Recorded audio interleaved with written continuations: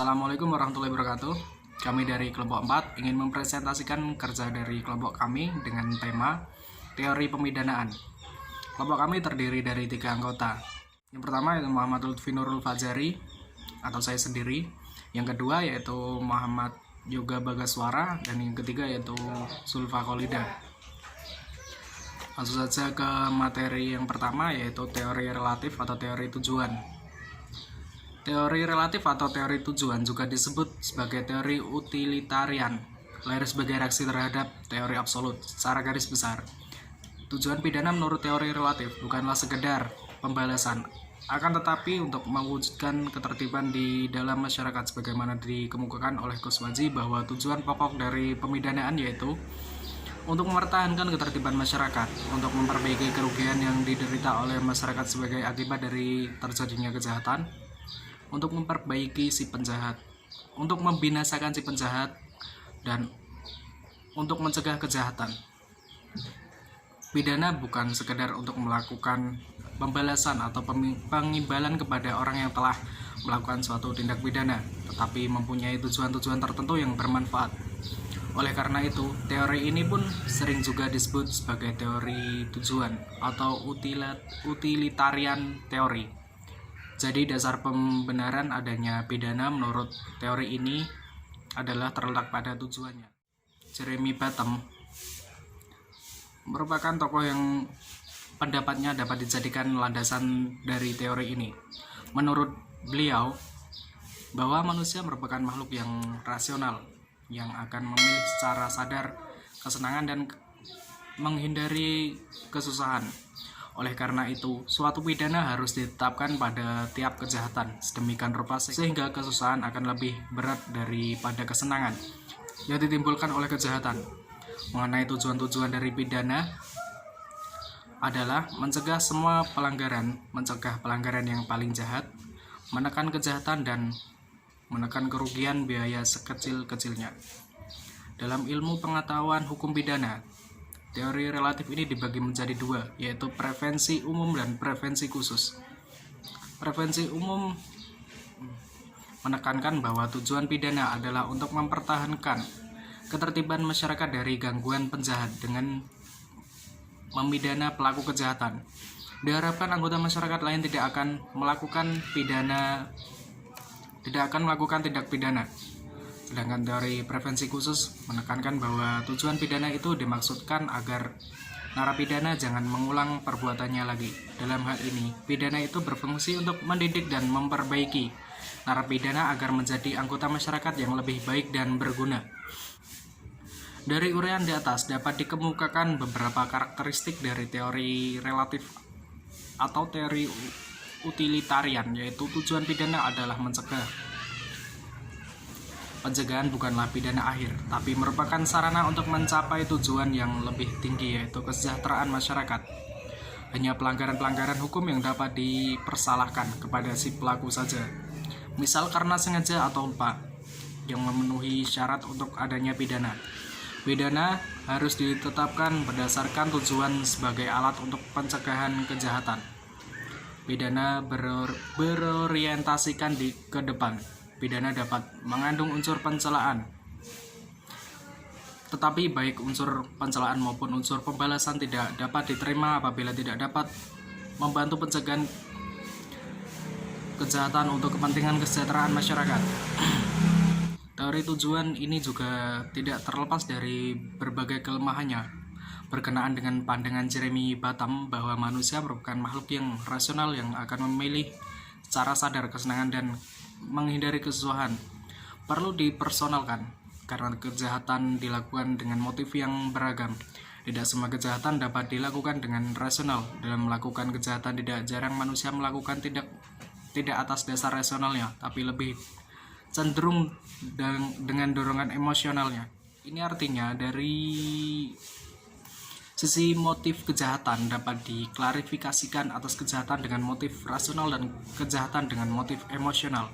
Sistem hukum pidana Indonesia boleh dikatakan dekat dengan teori tujuan ini. Hal ini terbukti dengan berkembangnya teori pemasyarakatan dan sistem pemasyarakatan yang yang kemudian diimplementasikan dalam Undang-Undang Nomor 12 Tahun 1995 tentang Sistem Pemasyarakatan. Dari rumusan rancangan KUHP juga terlihat kedekatan gagasan tersebut dengan teori relatif. Terima kasih. Materi berikutnya akan disampaikan oleh rekan kami. Baik, selanjutnya saya akan menjelaskan tentang teori absolut atau teori pembalasan. Menurut teori ini, pidana dijatuhkan karena orang telah melakukan kejahatan. Pidana sebagai akibat mutlak yang harus ada sebagai suatu pembalasan kepada orang yang melakukan kejahatan. Jadi, dasar pembenarannya terletak pada adanya kejahatan itu sendiri.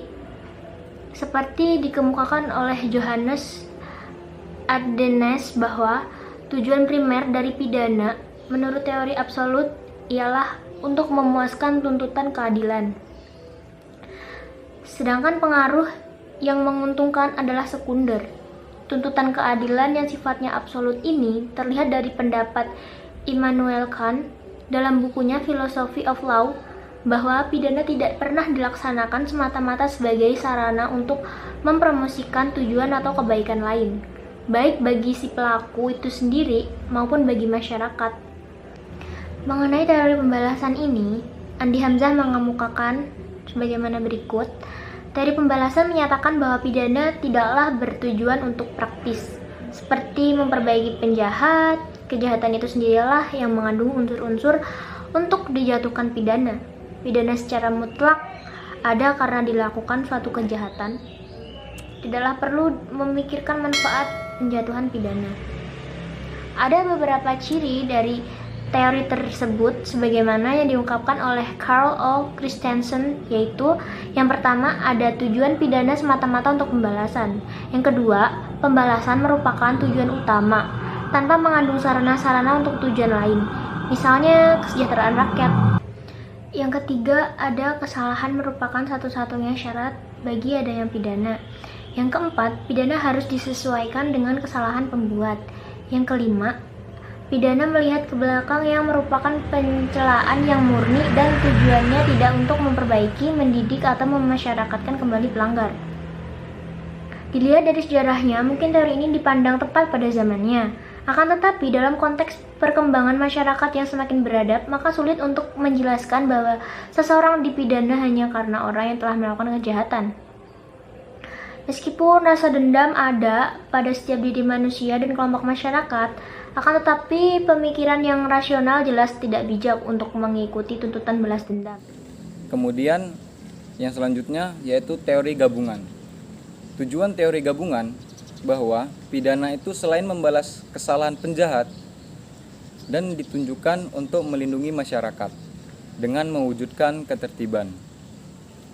Teori ini menggunakan kedua teori dari yang sudah dijelaskan pada awal tadi, yaitu teori absolut dan teori relatif, sebagai dasar pemidanaan dengan pertimbangan bahwa kedua teori tersebut ternyata memiliki beberapa kelemahan, yaitu yang pertama, kelemahan pada teori absolut adalah menimbulkan ketidakadilan karena dalam penjatuhan hukuman perlu mempertimbangkan bukti-bukti yang ada dan pembalasan yang dimaksud tidak harus negara yang melaksanakannya.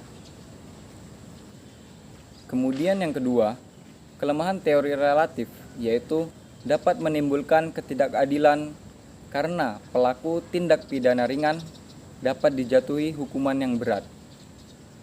Kemudian kepuasan masyarakat diabaikan jika tujuannya untuk memperbaiki masyarakat dan mencegah kejahatan dengan menakut-nakuti sulit dilaksanakan.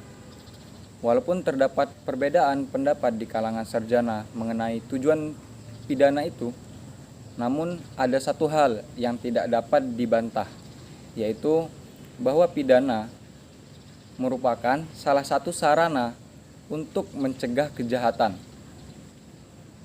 serta memperbaiki narapidana, dan juga dengan pidana penjara itu dimaksudkan untuk menjadi sarana memperbaiki narapidana agar menjadi manusia yang berguna di masyarakat. Kemudian mengenai teori integratif dapat dibagi menjadi 3 golongan, yaitu yang pertama, teori integratif yang menitik beratkan pembalasan. Akan tetapi tidak boleh melampaui batas apa yang perlu dan sudah cukup untuk dapat mempertahankan tata tertib masyarakat. Kemudian yang kedua, teori integratif yang menitik beratkan pada pertahanan tata tertib masyarakat. Tetapi tidak boleh lebih berat dari suatu penderitaan yang beratnya sesuai dengan beratnya perbuatan yang dilakukan oleh narapidana. Kemudian yang ketiga, teori integratif yang menganggap harus ada keseimbangan antara kedua hal yang sudah saya jelaskan tadi. Pada hakikatnya, pidana adalah merupakan perlindungan terhadap masyarakat dan pembalasan terhadap perbuatan melanggar hukum. Ruslan Saleh juga mengemukakan bahwa pidana mengandung hal-hal lain, yaitu pidana diharapkan sebagai sesuatu yang akan membawa kerukunan, dan pidana adalah suatu proses pendidikan untuk menjadikan orang dapat diterima kembali di masyarakat. Kemudian tujuan pemidanaan yaitu untuk pencegahan. Yang pertama, yang kedua, perlindungan masyarakat, dan ketiga, memelihara solidaritas masyarakat, dan keempat, pengimbalan atau pengimbangan. Sekian dari kelompok kami. Kurang lebihnya kami mohon maaf. Kepada Allah kami mohon ampun. Sekian, wassalamualaikum warahmatullahi wabarakatuh.